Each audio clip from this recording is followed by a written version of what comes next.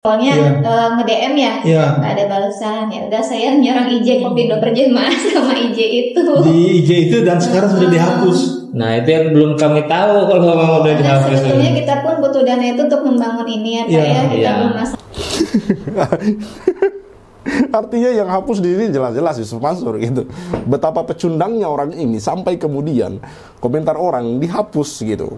Dihapus, komentar yang mana itu menagih utangnya itu dihapus gitu. Lalu kemudian mungkin dia akan berkata lagi, oh itu cuma seseorang yang berniat menjatuhkan saya.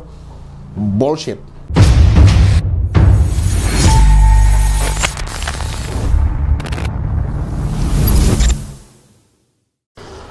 Bismillahirrahmanirrahim. Assalamualaikum warahmatullahi wabarakatuh. Kembali lagi bersama saya Tal Walid dari channel YouTube Thaibah TV.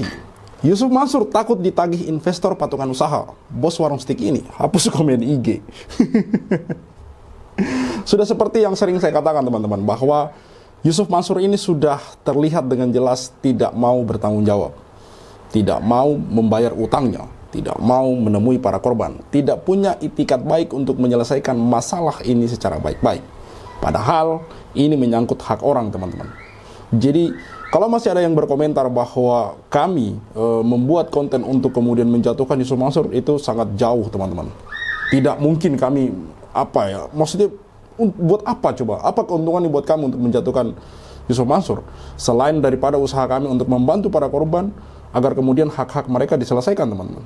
Karena seperti yang teman-teman lihat bahwa komentar di IG saja, ini kan jadi ceritanya seorang korban yang kemudian menagih utangnya karena mungkin dia sudah kebingungan, sudah tidak tahu lagi mau menghubungi Yusuf Mansur melalui apa, sampai kemudian dia menulis dia menagih itu melalui kolom komentar Instagram Yusuf Mansur, yang mana kemudian komentar ini dihapus oleh Yusuf Mansur teman-teman.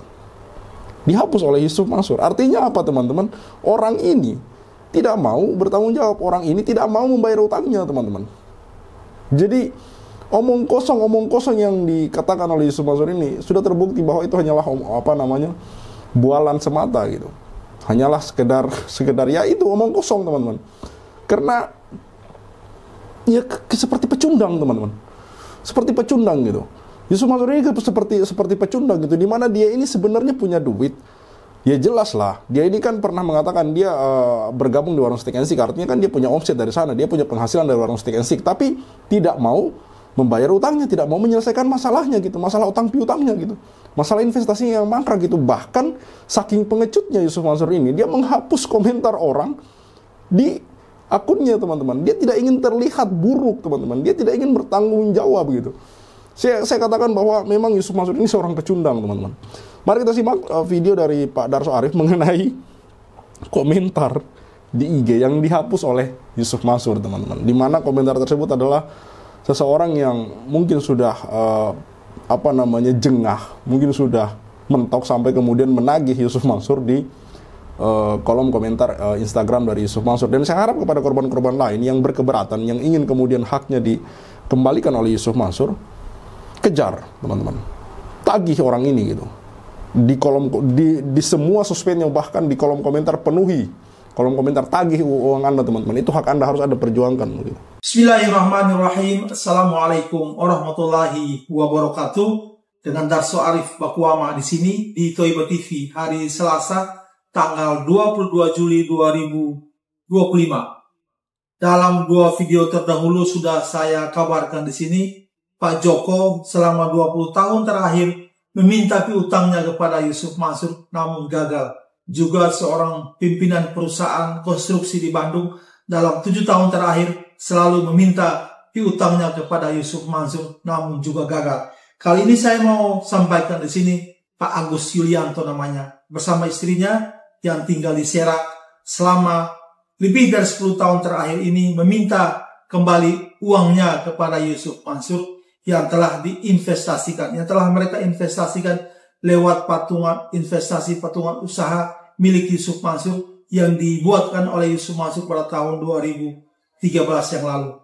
Saudara-saudara, Pak Agus Yulianto dan istrinya ini berkenalan dengan saya, bertemu dengan saya di Kota Serang. Ini bermula dari komentar mereka di Instagramnya Yusuf Mansur. Saudara-saudara, di Instagramnya Yusuf Mansur yang bernama Yusuf Mansur New itu terbaca oleh saya ketika Yusuf Mansur memposting seorang video, seorang pembesar Darul Quran itu sedang mempromosikan program baru dari Darul Quran atau produk baru dari Darul Quran yang bernama Daku Taruna. Video ini berada di urutan teratas dari Instagramnya Yusuf Mansur. Pada Rabu tanggal 16 Juli 2025, saya membaca komentar di Instagram itu yang berbunyi seperti ini. Dengan memakai nama Yayasan Madani Cahaya Muhammad, akunnya seperti itu, Pak Agus Yulianto menulis seperti ini. Minta tolong siapa saja adminnya, baik yang pegang akun Pak Yusuf Mansur ataupun Daku. Kami minta alamat kantor Kopindo berjamaah yang baru di mana. Kami mau mengembalikan sertifikat patungan usaha, mau ambil hak kami dari dana patungan usaha kami. Kami butuh untuk membangun yayasan kami. Mohon sekiranya ditanggapi agar cepat selesai. Ingat Allah segalanya akan diminta pertanggungjawabannya di akhirat. Saudara-saudara, semula komentar atau tulisan Pak Agus Yulianto ini berada di bawah tulisan dari akun Helmi EL. Saudara-saudara, apa yang terjadi 3 hari kemudian, yakni hari Sabtu tanggal 19 Juli, saya mendapatkan bahwa komentar atau tulisan dari Pak Agus Yulianto di Instagramnya Yusuf Mansur itu sudah tak ada lagi. Hanya ada 2 kemungkinan. Yang pertama, sengaja dihapus oleh Yusuf Mansur atau dihapus sendiri oleh Pak Agus. Kenyataannya, saudara-saudara, setelah saya bertemu dengan Pak Agus bersama istrinya di Kota Serang tanggal 19 Juli itu, saya bertanya langsung dan ternyata mereka tidak tahu sama sekali bahwa komentar atau tulisan mereka itu sudah terhapus. Artinya yang hapus di sini jelas-jelas Yusuf Mansur gitu. Betapa pecundangnya orang ini sampai kemudian komentar orang dihapus gitu. Dihapus. Komentar yang mana itu menagih utangnya itu dihapus gitu. Lalu kemudian mungkin dia akan berkata lagi, oh itu cuma seseorang yang berniat menjatuhkan saya. Bullshit. Sudah jelas di sini bahwa memang Yusuf Mansur ini pengecut dan ingin menghindar dari masalah. Bukan sekedar menghindar, lari dari tanggung jawab, teman-teman. Tidak mau membayar utangnya. Tidak mau kemudian mengeluarkan duitnya untuk kemudian mengganti duit para korban ini, teman-teman. Sekali lagi saya katakan bahwa tidak ada istilahnya investasi dalam bisnis investasi yang digarap oleh Yusuf Mansur ini. Karena kalau memang betul-betul itu bisnis investasi, harusnya jelas dong laporannya, teman-teman. Harusnya jelas dong mengapa kemudian investasinya mangkrak. Harusnya jelas dong berapa keuntungan dan kerugian. Ada laporan detailnya dong di sana. Jelas. Karena setiap bisnis investasi harusnya ada landasan hukumnya. Kenapa ada landasan hukumnya? Rule-nya jelas, aturannya jelas, untung dan ruginya jelas, mangkraknya jelas, penyebabnya apa. Tapi dari selama ini yang kemudian kita melihat kasus-kasus yang menyeret Yusuf Mansur, investasi-investasi yang diinisiasi oleh Yusuf Mansur, semuanya bunyinya sama, semuanya modusnya sama. Setelah kemudian orang-orang ini mengumpulkan duit, tidak jelas lagi arahnya kemana bisnis itu. Tidak jelas lagi kemudian arahnya bisnis investasi itu kemudian berlayar gitu. Tiba-tiba saja mangkrak, tiba-tiba saja mandek, tiba-tiba saja hilang kabar. Lalu kemudian tiba-tiba Yusuf Mansur berkata, ini ujian dari Allah segala macam. Omong kosong, bullshit. Jadi sekali lagi saya mau katakan bahwa Yusuf Mansur ini seharusnya sudah mendapatkan keadilan, teman-teman. Seharusnya Yusuf Mansur ini sudah bertanggung jawab gitu. Ini tergantung dari teman-teman. Seberapa kemudian gencarnya teman-teman kemudian menagih utang kepada Yusuf Mansur. Meminta haknya untuk kemudian segera dikembalikan. Karena Yusuf Mansur ini masih berleha-leha, enak-enak saja dia kemudian mengelola warung stick and stick-nya bersama Jody Brotoseno gitu. Pertanyaannya dari mana duitnya gitu. Yang mana kami duga duit-duit yang kemudian diinvestasikan ke warung stick and stick itu ya seperti yang teman-teman ketahui gitu.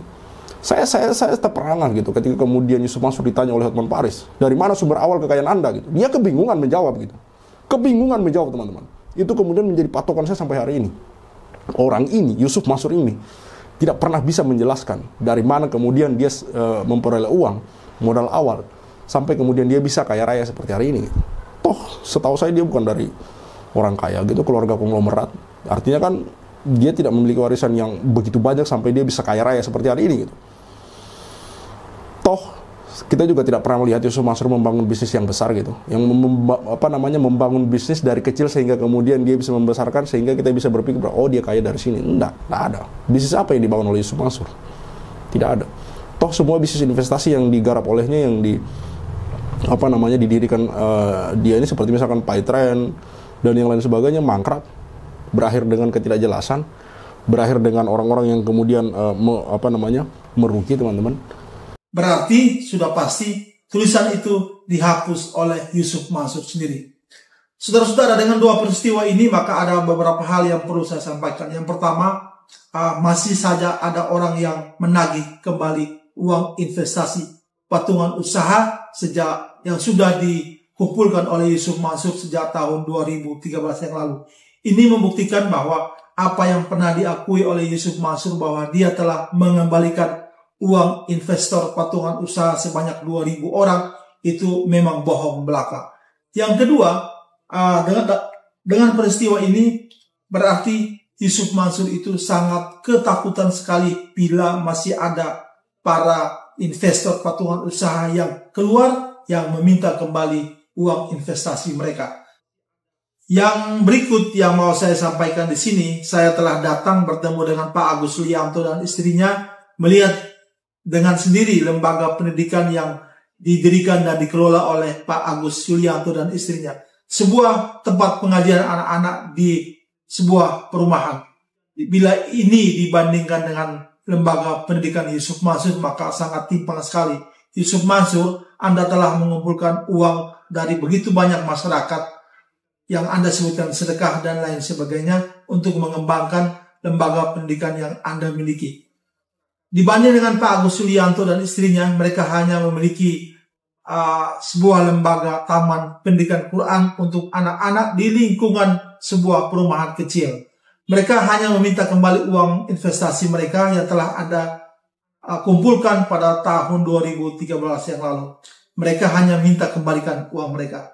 Nah, saudara-saudara, di luar sana masih ada ribuan orang seperti Agus Yulianto dan istrinya, para investor patungan usaha. Hanya saja mereka tidak punya akses berita, juga tidak punya akses yang lainnya, sehingga tangan mereka tidak sampai kepada Anda Yusuf Mansur. Ya, ini saya sepakat dengan apa yang dikatakan oleh Pak Darso ya, bahwa masih ada banyak sekali korban di luar sana yang mungkin haknya masih berada di tangan Yusuf Mansur, tapi tidak tahu caranya menagih gitu. Selain tidak tahu caranya menagih, mungkin tidak punya akses untuk kemudian bisa menghubungi langsung Yusuf Mansur. Ada juga yang kemudian tidak tahu menau gitu.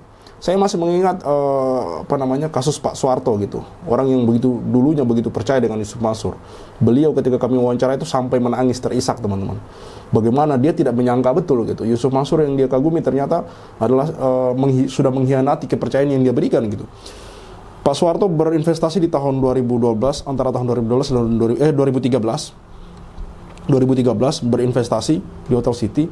Lalu kemudian menurut Pak Soeharto perjanjiannya waktu itu 10 tahun kemudian baru kemudian diberikan bagi hasil gitu. Jadi Pak Soeharto itu menagihnya di tahun 2023 dan Pak Soeharto ini tinggal di desa, tidak punya akses ke internet dan beliau memang tidak pernah mengakses internet. Jadi dia tidak tahu mengenai kasus-kasus Yusuf Mansur yang sudah terblow up di media sosial, teman-teman.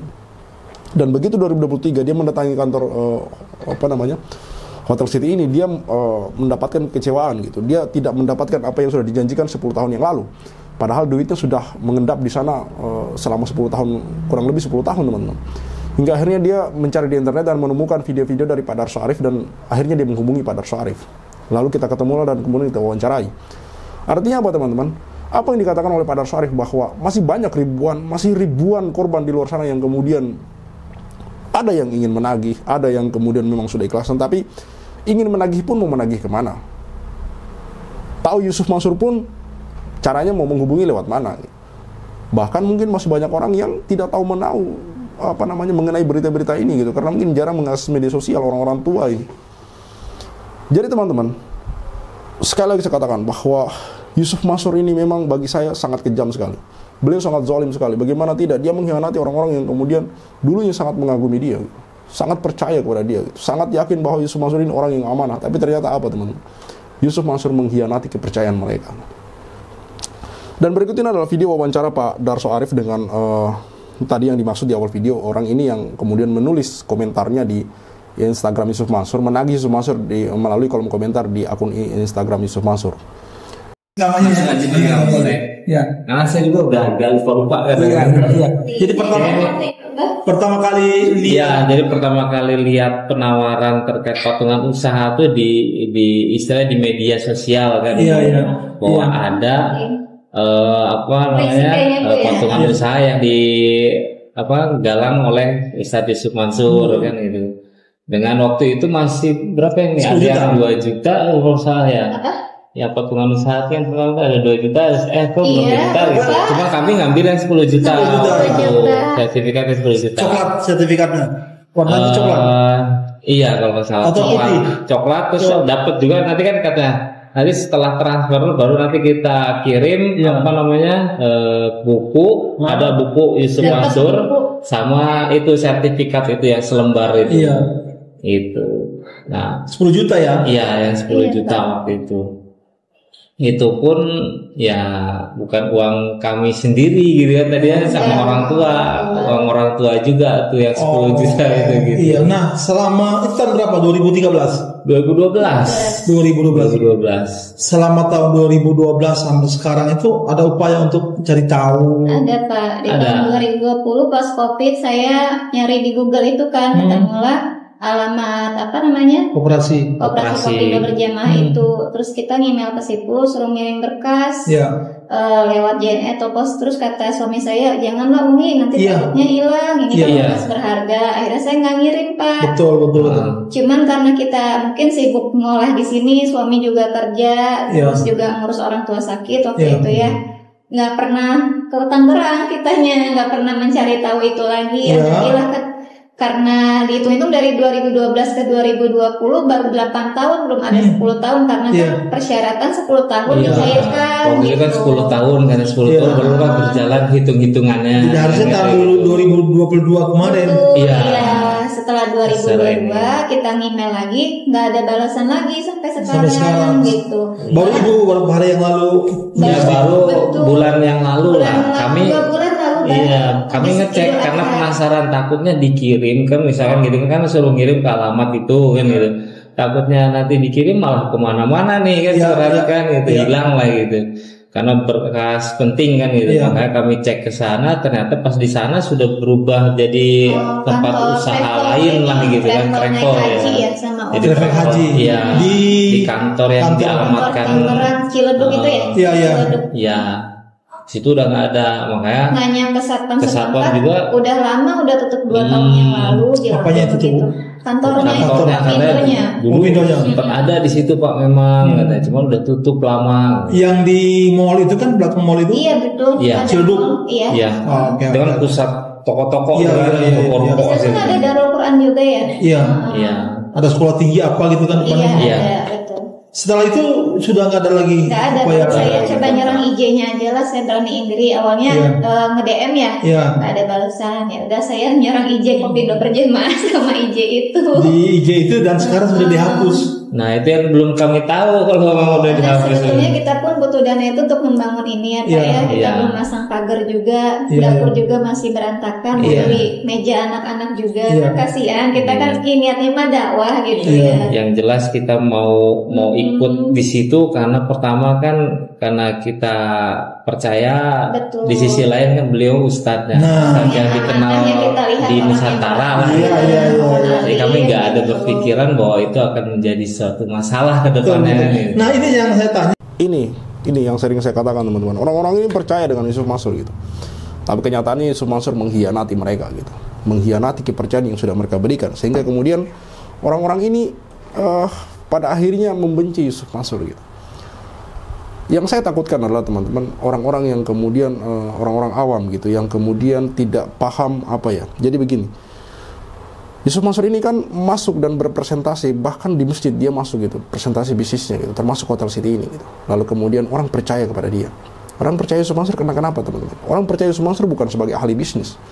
Orang percaya Yusuf Mansur bukan sebagai kemudian orang yang pintar dalam kemudian mengelola bisnis investasi karena nggak ada track recordnya. Orang percaya kepada Yusuf Mansur karena tahu dia ini ustadz besar.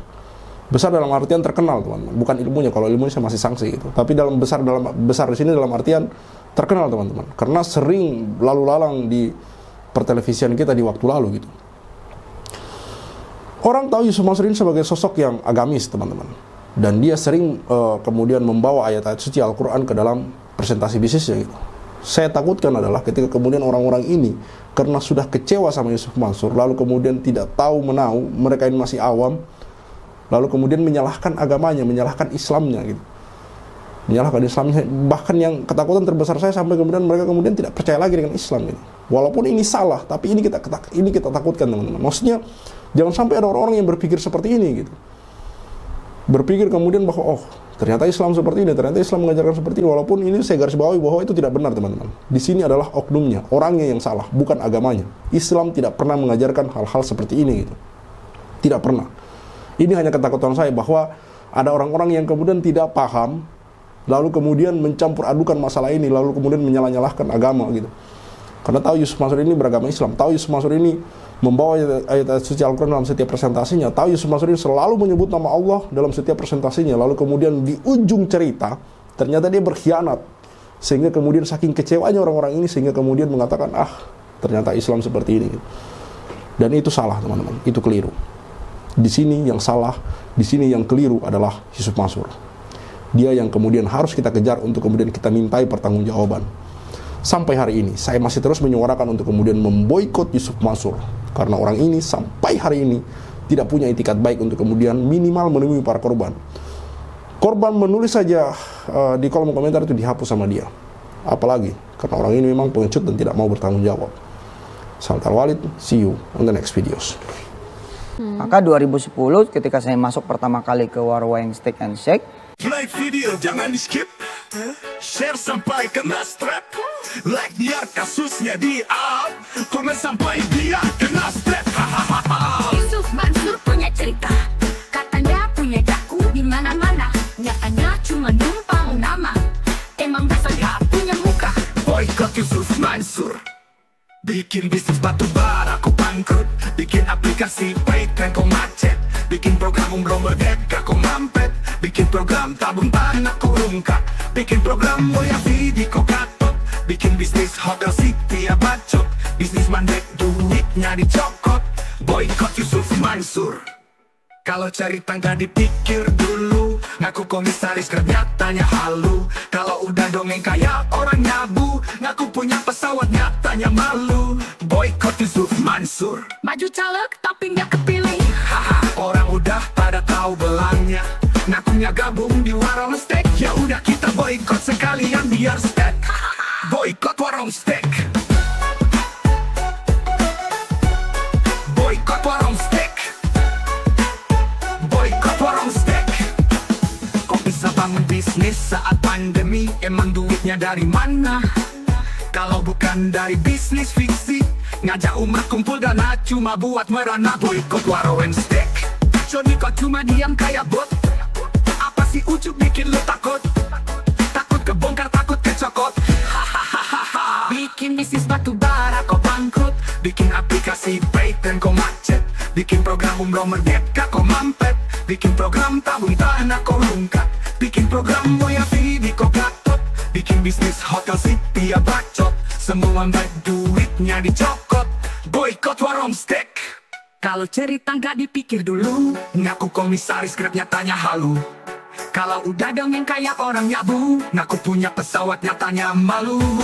Baju caleg tapi nggak kepilih, haha. Orang udah pada tahu belangnya, ngakunya gabung di warung steak. Ya udah kita boykot sekalian biar steak. Boykot warung steak. Sorry kok cuma diam kayak bot. Apa sih ujuk bikin lu takut? Takut kebongkar, takut kecokot. Bikin bisnis batu bara kau bangkrut, bikin aplikasi Paytm kau macet, bikin program umroh merdeka kau mampet, bikin program tabung tanah kau rungkat, bikin program Moyavidi kau gatot, bikin bisnis hotel city ya bacot, semua baik duitnya dicokot. Boykot warung steak. Kalau cerita nggak dipikir dulu, ngaku komisaris Grab nyatanya halu. Kalau udah dongeng kayak orang nyabu, ngaku punya pesawat nyatanya malu. Maju caleg tapi nggak kepilih, haha. Orang udah pada tahu belangnya, ngakunya gabung di warung steak. Ya udah kita boikot sekalian biar steak. Boikot warung steak. Stop mampir di sana, stop masuk ke sana, stop makan di sana, stop bikin si Ucup kaya. Boikot warung steak. Bikin Yusuf Mansur ketar-ketir, biar dia mikir, biar dia sadar tanggung jawab. Mansur, kami sudah hilang sabar, umat sudah marah besar. Sampai mana kau kabur, akan terus kami kejar walau sampai lubang kubur. Boikot warung steak. Boikot warung steak. Boikot warung steak. Play video jangan di skip, share sampai kena strap, like biar kasusnya di up, komen sampai dia kena step, hahaha.